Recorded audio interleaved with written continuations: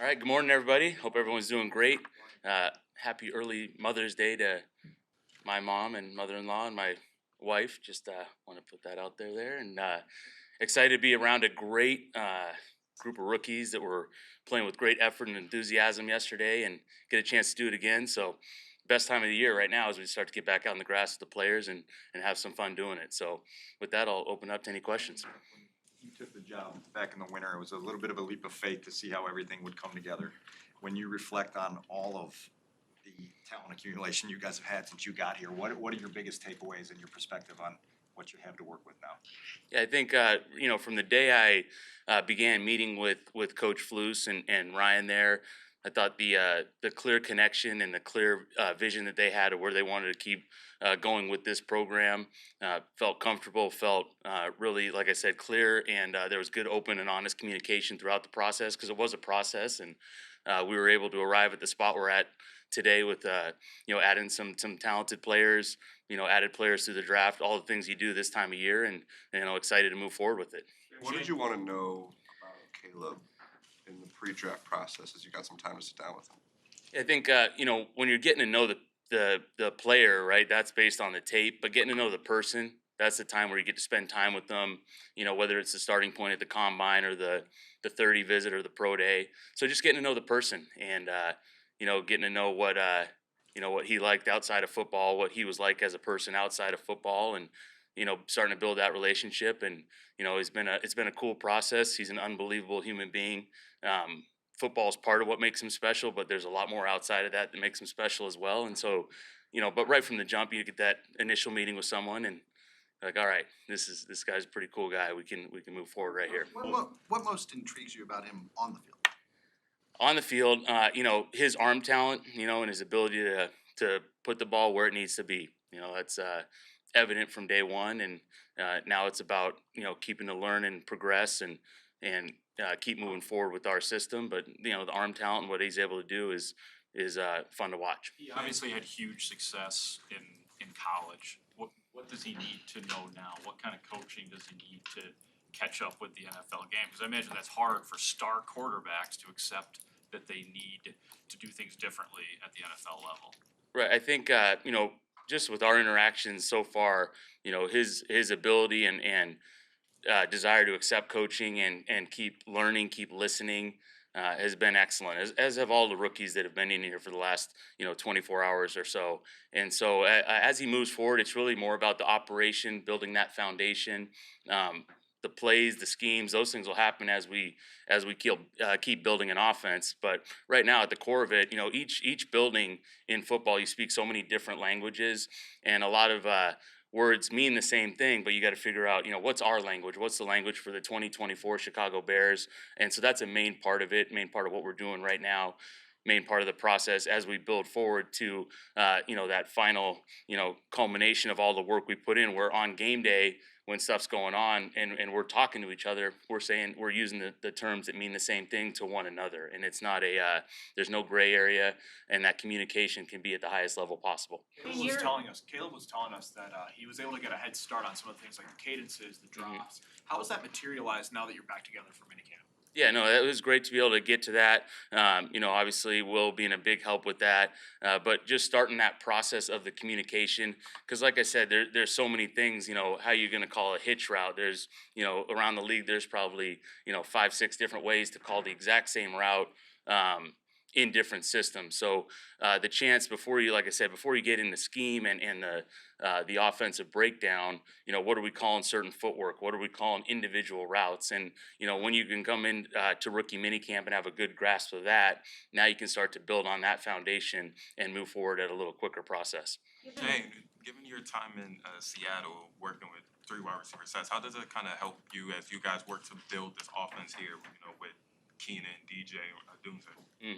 I think, for us on offense, we want to be able to be multiple on offense. And so with the addition of the wide receivers, having 3 receivers, 2 great established vets, we got other young guys that are up and coming as well on the roster. It just allows us to continue to be multiple, allows us to, on a week-by-week basis, see what might be a matchup advantage or something that we can look to lean heavier towards. And with that, with Cole and Gerald and the other tight ends and KB at fullback, I mean, we got a lot of different pieces that we can utilize. And so, for us right now, this is the time of year where we're trying to figure out, how's everyone going to carve out their own individual role for this 2024 offense. And the more good players you can surround yourself with, the better you're going to be as a coach, obviously. So it's been a tremendous offseason of being able to do that and add different pieces. And then the guys that are returning, they're continuing to learn and grow and become better players as well. So it'll be fun to have, all these different players and figuring out what their roles will be for that season. In your relationship with Will Hewlett, how were you able to build out a plan of what you wanted him? BC was going to be around Caleb a lot more during that pre-draft process to take to the field, those fundamentals, those concepts. How did you determine what you wanted him to start working on Caleb with? Yeah, I think, anytime you have a pre-existing relationship with somebody, you have a little more trust and understanding of how we're going to work together. And I think there's always a unique thing about the NFL where we have the players for a certain amount of time during the year, but there's also a big portion of individual time and time in the off season. And having that comfort level with Will, where after that 30 visit and those things where you can start getting him some information and he understands it, sees it well through a quarterback lens. He's done a great job with developing different quarterbacks along the way, and then this also gives a chance during the off season or during time away to kind of consistently work on the same approach for 12 months out of the year, rather than just we're here now and then you're off and then you're here now and we're working on two different things. So it's been a great thing, and obviously moving forward, we'll see what direction that goes. But it was a great start, and it was a great benefit, I think, to Caleb to be able to hear some of those things and be able to have someone that was helping him out along the way. Is that unique for you, though? Is that the way it's trending in the NFL now? Did you have to do that with Geno's quarterbacks coach in Seattle, or is this now something that coaches who coach the players on the team are having now to work with guys or coaches who are around the players more, just that 12-month basis? Yeah, I think every situation is unique and individualized. Geno was in a different stage in his career, so Geno and I could, as he's going, 10 plus years, he had his process in the off season. We had good open communication, no different than with Russ or with different quarterbacks in the past of what their process is during the off season, and everyone's process is going to be a little different. So with Geno able to communicate, hey, here's what I like to work at. He's been at it for a long time there, and so he was able to communicate that to us, and then work with his guy on the outside when it's not the time to be in the building. When it comes to your responsibility of developing Caleb, Mm-hmm. what are strengths that you feel like you have that can pour into Caleb to help set him up for early success and help him get off on the right foot?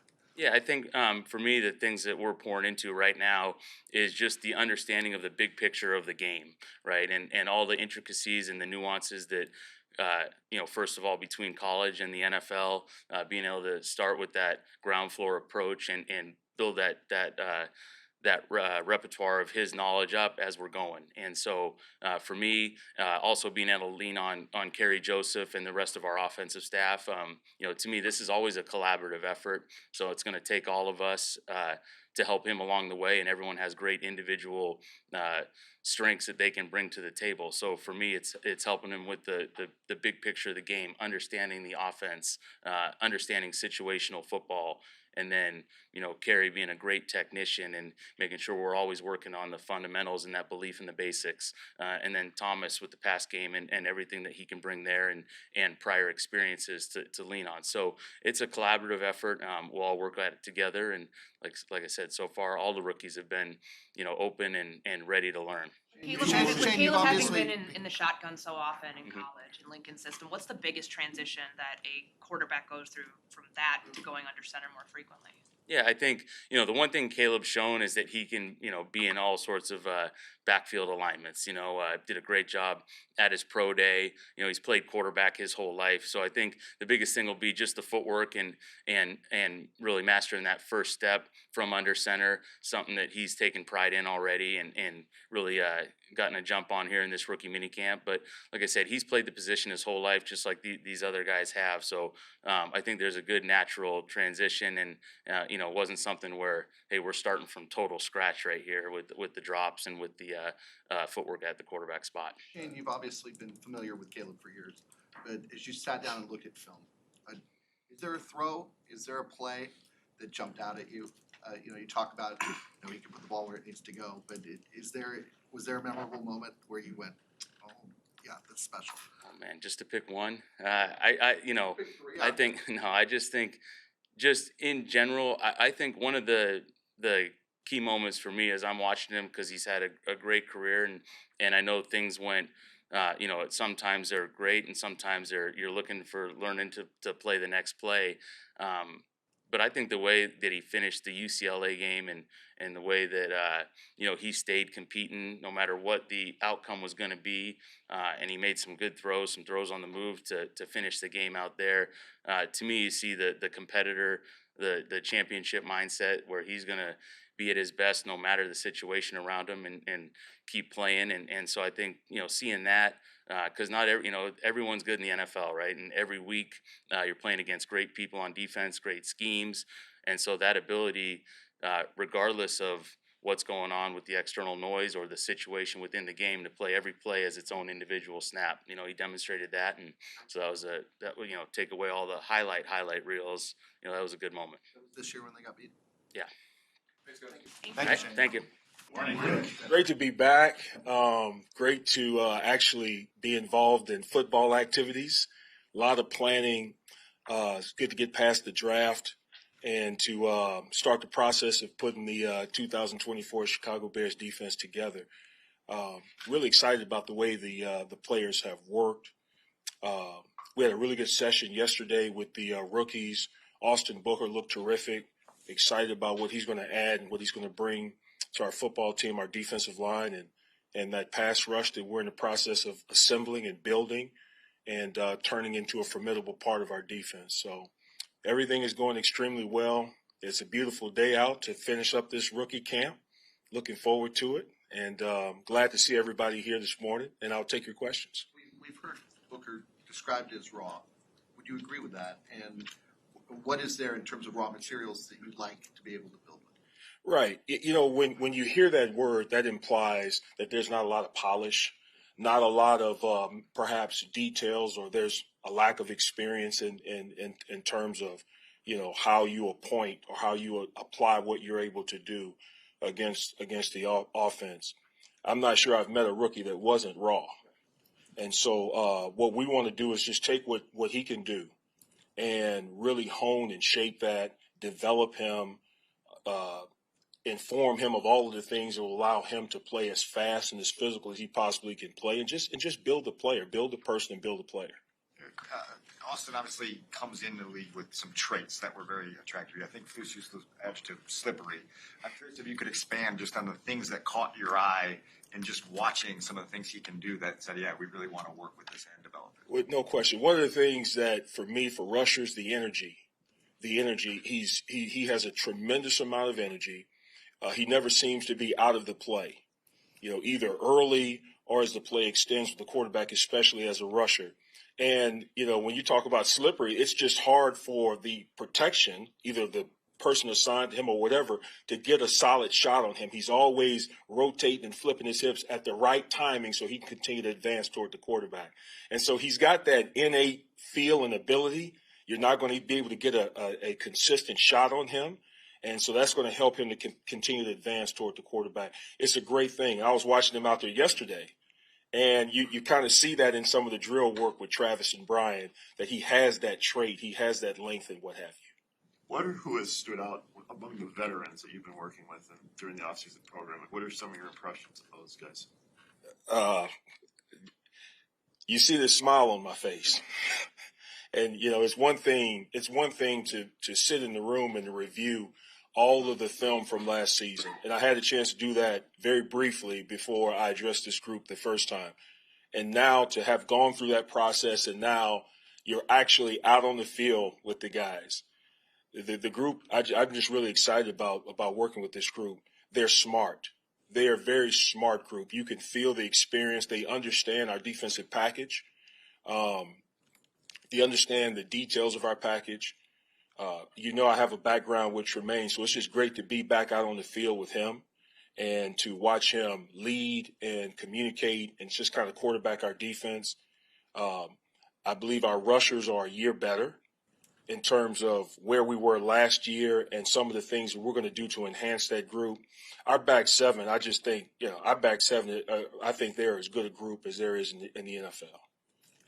I just, and I'm biased, but having a chance to be out on the football field and watch them and watch the details, there's just a lot to be really excited about, which I am. Eric, as you guys are moving into phase 2, what benchmarks do you want Javon and Zach to hit as they get into the OTAs period and then going, setting them up for training camp? I want to see polished fundamentals. I want to see things that I know will allow them to be as disruptive and as efficient with their rush fundamentals as possible. We're talking about footwork, alignment adjustments based on the down and distance.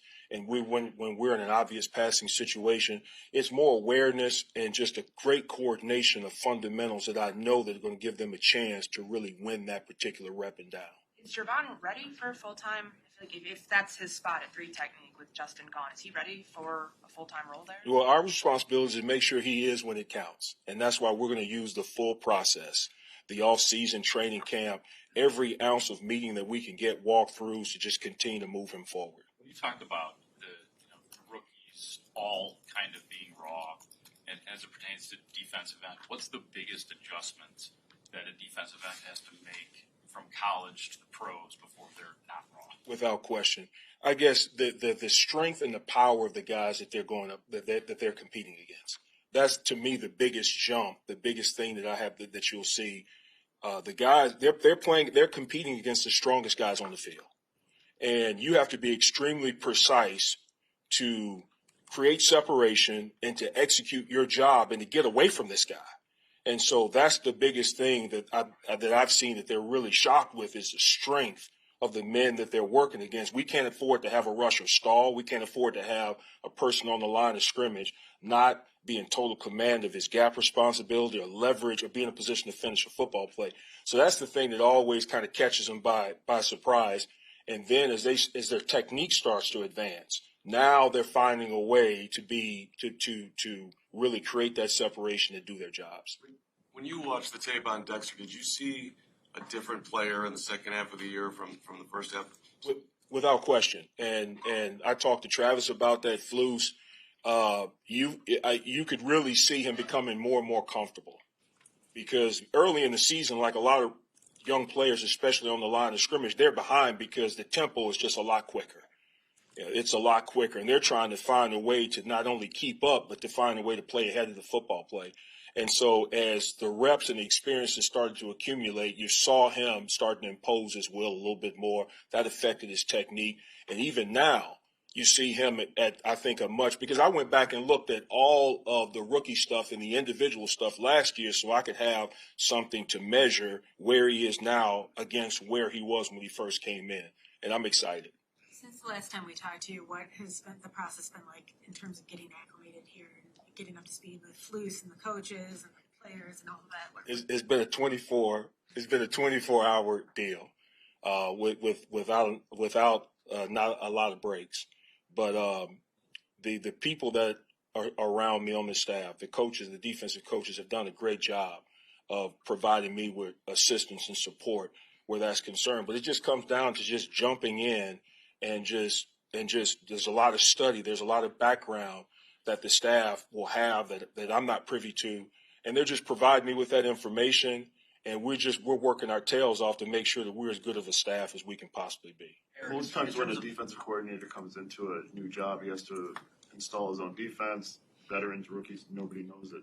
You're coming into a situation where obviously everything's set. How fortunate do you feel to be able to step into that?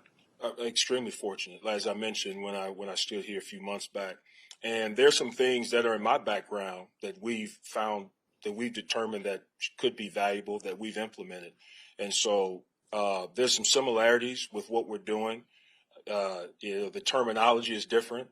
I'm trying to flush some of the things that are just inherent to what I've been doing and make sure I understand that now this is called this and just the subtle adjustments.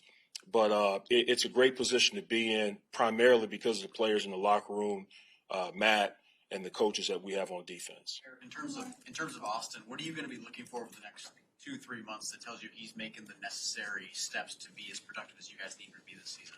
First of all, know the package. Just make sure that you understand from one call to the next how to get lined up, okay, how to receive whatever information we have for you before the ball is snapped. And then when we really start to play tackle football, and when he has to physically go against one of our veteran offensive linemen or anybody that we have out there, I want to see him win. I want to see his confidence start to grow, and that's part of my responsibility to make sure that he understands, that process, and that I'm giving him the right feedback. If there's one great thing, he's going to know about that great thing so we can multiply that. Coach, I couldn't help but, I almost apologize for how specific this question is. I couldn't help but notice how long Booker's legs are. Does that impact, seriously though, does that impact a defensive end in any way in terms of leverage? Is it an advantage he can use? Because it just seems like he's got longer legs than your average D end. His length is a great advantage for every player on the field, especially a player on the edge. What it allows you to do is to advance and put that tackle under duress right now. I mean, he can gain ground. He can really take the grass and force the protection mechanics against the person he's working against. The quicker you can get there, and the quicker you can, kind of initiate the play or initiate the violence, the better. And the one thing about that, especially on the line of scrimmage, you have to be able to change directions quickly. And that's one of the things that we want to make sure, because that's one of the things a rusher has to do. Create that momentum and then very, very quickly counter the momentum. And so with him, just being able to operate as an edge guy and then as a short area guy when he needs to do that. Thank you. Thank you, guys. All right. Good morning, everyone. Nice to see you all. Excited to see all of you all, and also excited that we're in with the veterans. We're in the middle of phase 2. That's been outstanding with the veterans' attention to detail and everything they've been able to bring to the table, coming back locked in and focused. Obviously, we got rookie minicamp going on right now. Excited to get our hands on those guys and get on the grass with them. That was really good. A good day one yesterday, and then really excited and looking forward to mixing those two guys together with the rookies and the veterans being able to work together up into next week. So with that, we'll open it up to questions. You obviously got yourself a weapon in the punting game. As you were going through the pre-draft process, what were the things about Torrey that really struck you and attracted you to him? Yeah, first of all, his character, high character person, really good teammate, just an outstanding person, obviously an outstanding talent as well. But he's a really, really, really good teammate. And the most important thing to Torrey is winning. And that's very evident when you talk to him. He just wants to win, no nonsense, and he wants to win, and he wants to do his part to help the team win. So those are some things that stood out in the initial process. But again, yesterday was day one, so you guys saw day one. So how do you describe his combination of both strength and touch in his leg and the way he's able to balance both? Yeah, no, it's rare. The strength in his leg and then the touch that he has. You guys saw the strength in his leg yesterday. Yesterday we worked open field punting, and he's as good as advertised. Did a nice job yesterday. He looked comfortable. Excited to see him today. We worked open field yesterday. Today we're going to work plus 50 area, so closer in. So you've heard the analogy about him having different clubs in his bag. Well, today is the day we see his wedges. So he'll get a little bit closer to the goal line. He's excited about that. So excited to see him pin some guys inside the 10 or 5-yard line today. You had a big role in redesigning the kick return rule. Can you just kind of walk us through what that was like for you and whether you feel like you accomplished, the goals that you guys had, which is to keep the kick return in the game?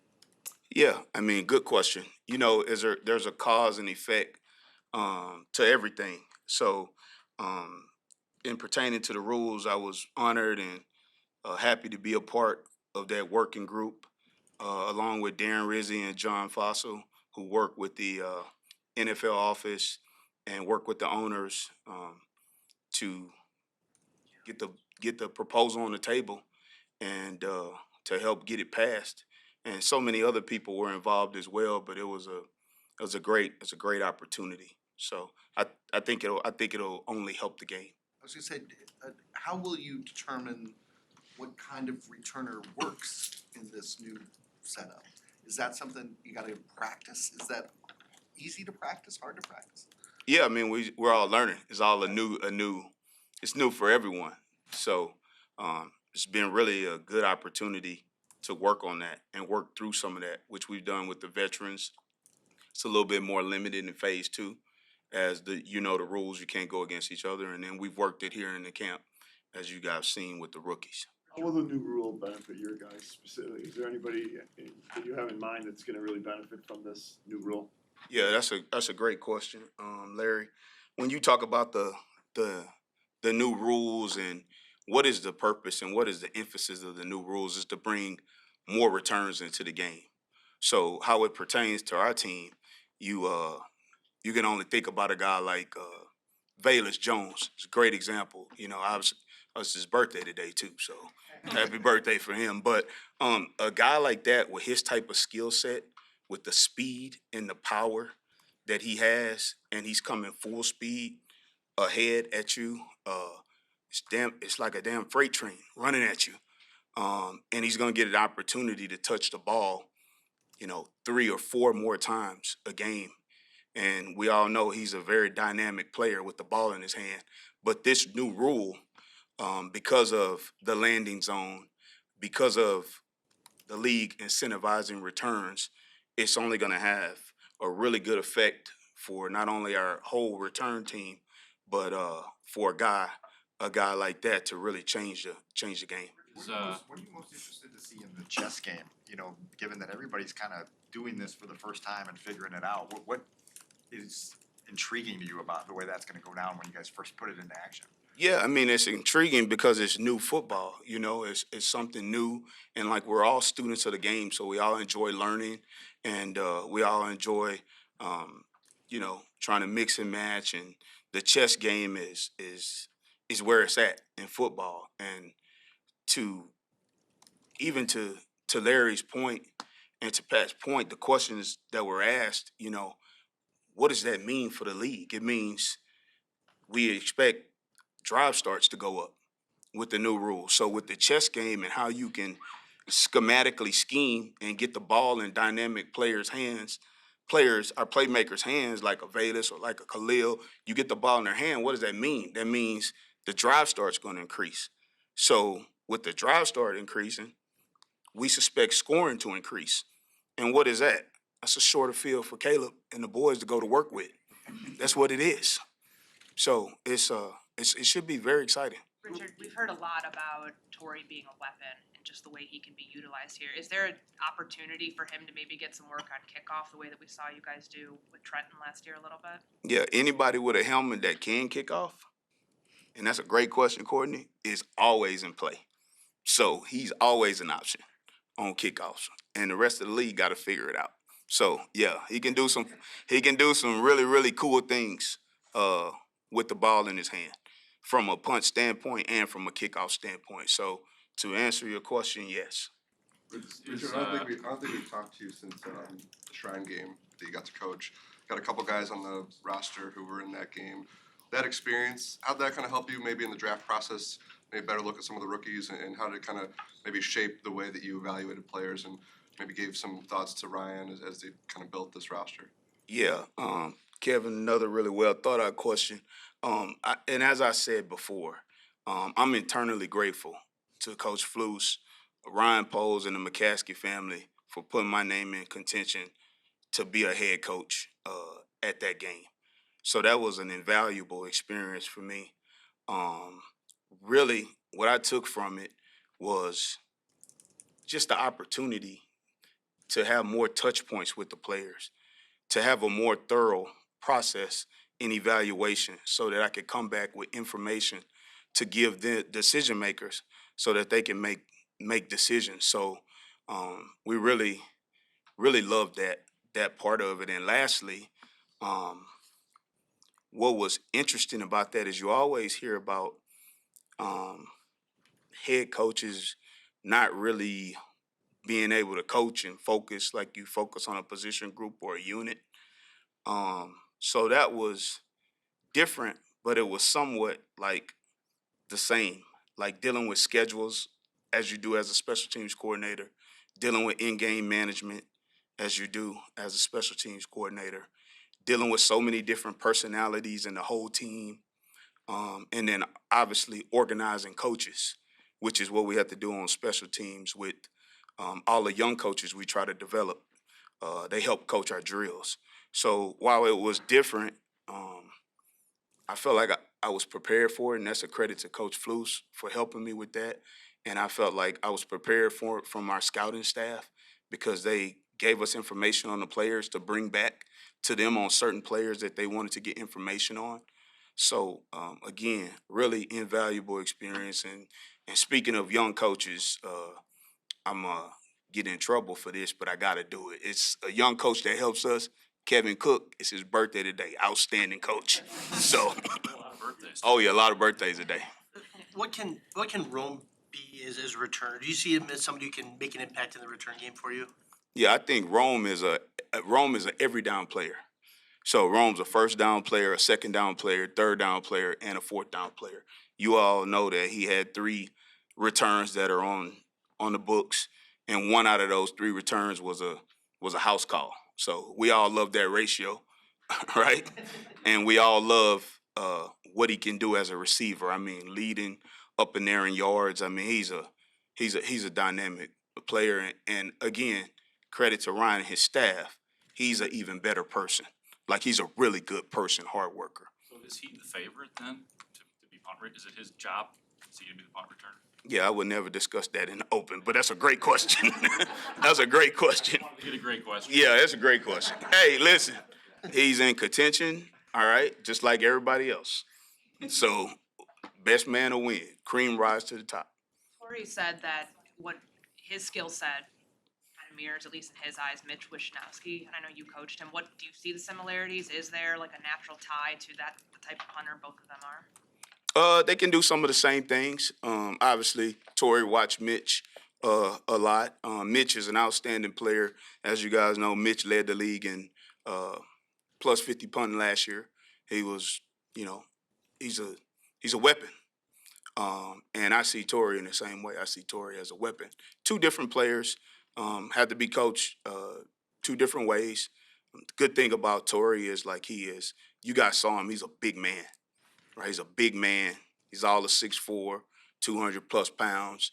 And when he hits that ball, you can hear that sound of that ball and that thump in that ball. So similarities there for sure.